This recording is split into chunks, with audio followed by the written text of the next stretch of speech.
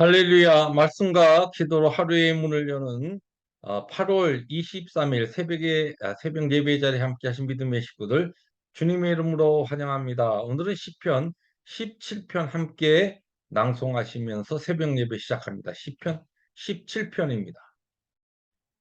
여호와의 의의 호소를 들으시고 나의 부르짖음에 주의하소서. 거짓되지 아니한 입술에서 나오는 나의 기도에 귀를 기울이소서.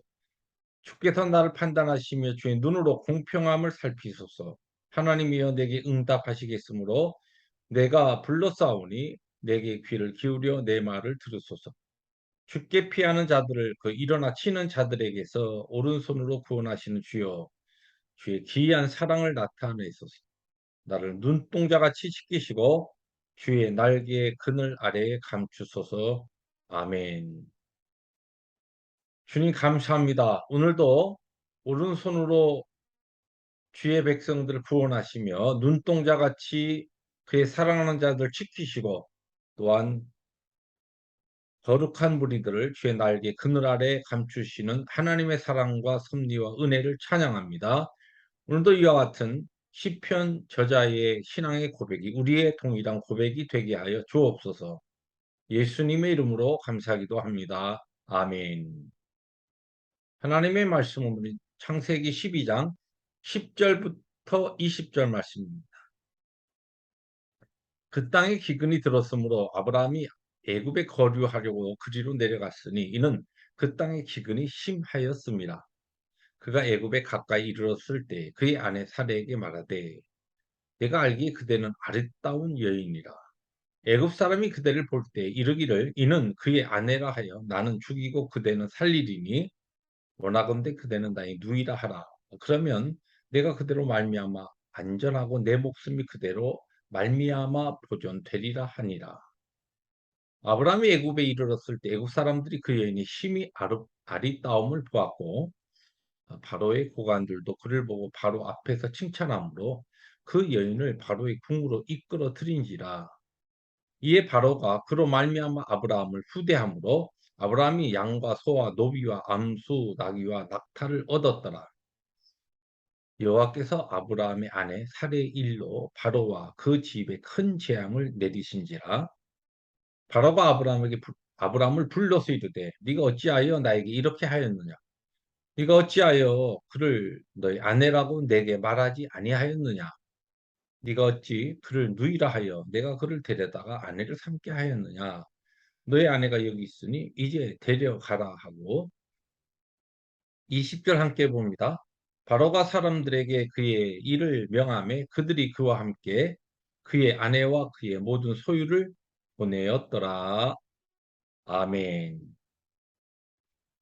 네, 창세기 12장 후반부에 들어와서 오늘 가나안 땅에 들어온 아브라함이 이제 그곳에서 아주 심한 기근을 당한 이야기로 오늘 본문이 시작됩니다.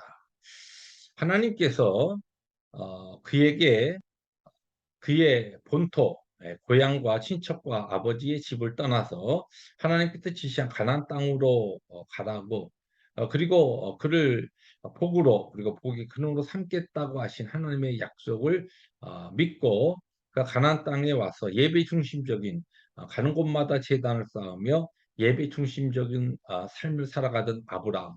그러나 이미 가나안 땅은 가나안의 원주민들이 그 족속들이 이미 좋은 땅은 다 차지하고 있었기 때문에 그들이 예, 거찰 만한 땅을 찾다 보니까 점점 어, 남쪽으로 이동하게 되었습니다. 팔레스타인 이 가나안 그 지역은 남쪽으로 내려가면 광야와 사막지대가 많이 이렇게 있습니다.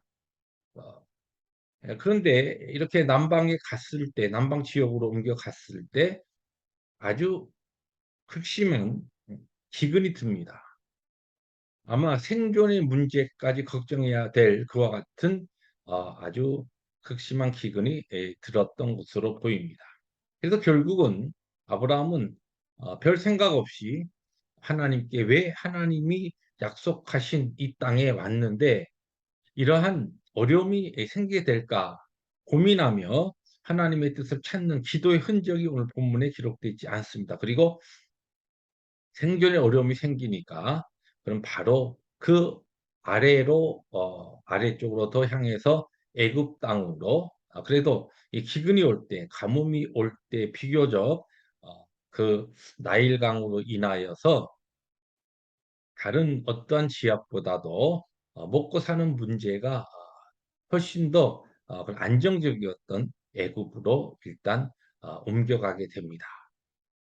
애국 땅에 가기로 마음먹고 여행을 떠난 이 아브라함이 이제 문제는 이렇게 애국 땅에 가서 살기로 결정을 하였는데 그가 알고 듣는 애국 땅은 아무리 생각해도 그들이 가서 지내기에 좀 안전하지 못하다는 생각이 들었습니다. 왜냐하면 그의 아내가 매우 아리따운 미모를 가지고 있었기 때문에 이 살해의 미모로 인하여서 자칫하면 그곳에서 오히려 남편이 자기가 죽임을 당하고 아내를 빼앗기고 그들의 모든 삶이 아주 무참하게 그렇게 무너질 수 있다라고 하는 그러한 두려움이 그에게 생긴 것입니다.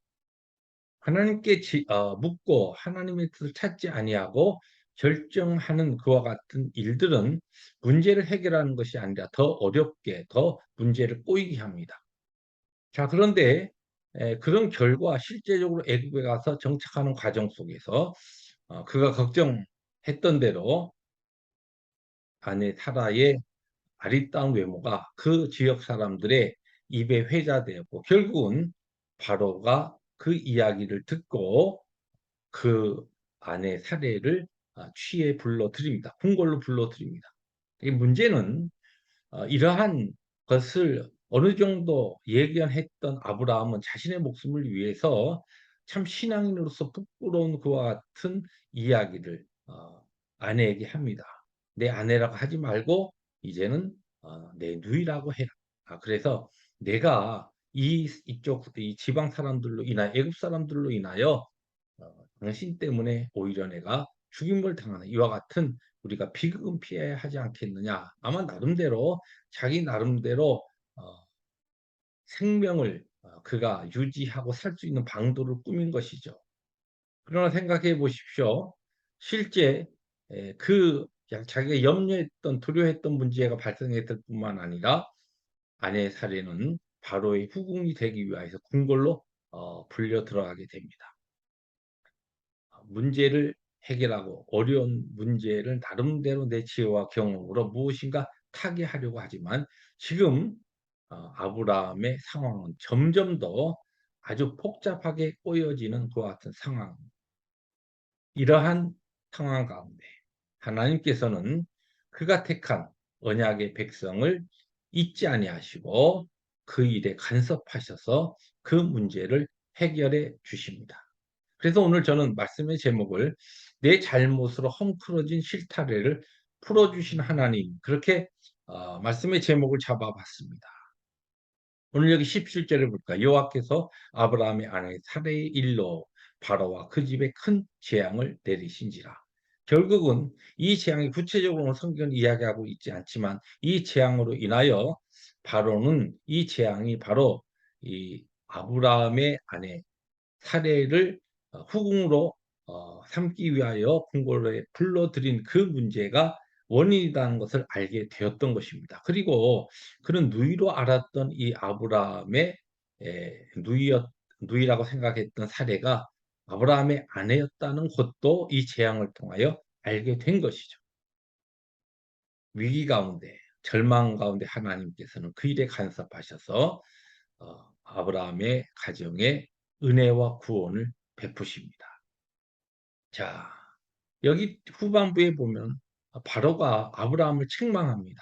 여러분 우리가 바른 신앙으로 세상을 향하여 빛과 소금의 직분을 감당하지 못할 때 오히려 세상으로부터 우리 크리스찬들이 믿는 자들이 책망을 받고 조롱을 받게 됩니다.